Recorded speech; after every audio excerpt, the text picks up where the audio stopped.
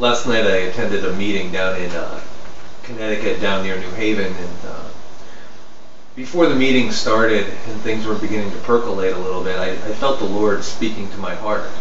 And He's been speaking to my heart a lot about a lot of things, but one of the big ones is that we need to honor those about us.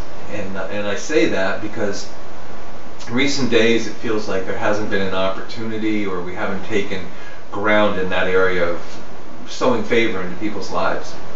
And the other day I came in and I have one of my computers, my youngest daughter actually put a note on it and said these are the things she needed. Well, I came back a few hours later and my grandson, who's about four plus years old, I realized he had taken the note off my computer and he'd put a new note with some scribbles on it. And I said, Jacob, what does that mean? And he says, Daddy, I just want you to know I love you, and that's why I put that note on the computer, so you could see it. And I thought, that is so awesome. But back to what I began to see in this meeting, what I saw was, and I shared this with a friend of mine, I saw an area that was hard packed. It was almost like being on the Bonneville Salt Flats kind of thing. If you've ever seen pictures of it, what you see is this very flat area, and you see when it gets very, very hot, it'll start to bubble up and things like that, and it will start to crinkle up, and it just looks very parched. And what I saw was an area that was very parched.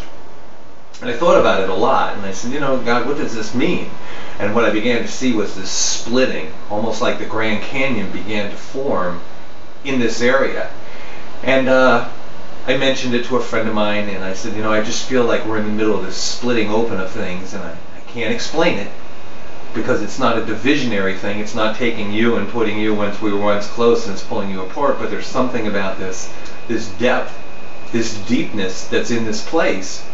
And this morning I got up, we got home very late from this meeting. It was about 2 o'clock when I got home, and it was much later than that when I actually fell asleep. And I woke up about 6 this morning, and I just began to percolate what I had seen, you know, just meditate upon it, ponder it. And what I felt the Lord was saying, He says, we've allowed our hearts to be hardened.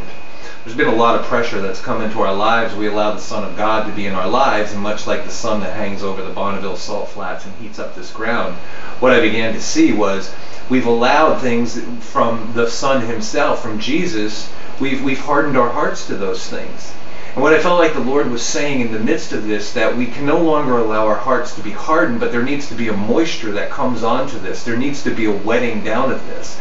We know the scripture where it tells us out of our bellies will flow rivers of living water. And that's what I began to see in this vision, was I saw that like the Grand Canyon almost, but out of this deep valley, this deep canyon that had been cut into it, what I began to see was water began to flow out of this place. And we were in this meeting, and it was called Awake. And with the purpose of these meetings down there was to bring about the awakening that we believe God wants to introduce here in New England and across the nations.